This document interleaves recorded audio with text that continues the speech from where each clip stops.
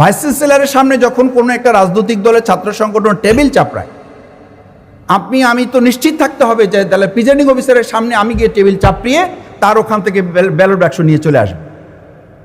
কি হয়েছে তাহলে আমাদের এই যে আইন শৃঙ্খলা রক্ষাকারী বাহিনী ছিল তো ডাকসু ইলেকশনে, কিন্তু আইন শৃঙ্খলা রক্ষাকারী বাহিনীর কাছ থেকে আমি বারবার শুনেছি যে সামগ্রিক সহযোগিতা না হলে শুধুমাত্র আইন শৃঙ্খলা রক্ষাকারী বাহিনীর পক্ষ থেকে আমরা ইলেকশনটা সুষ্ঠু করতে পারবো না।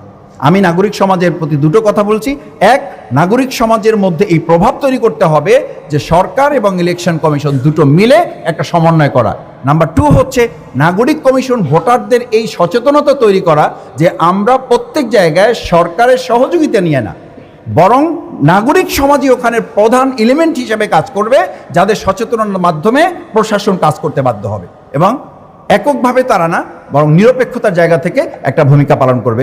সবাইকে ধন্যবাদ জানাচ্ছি। ধন্যবাদ।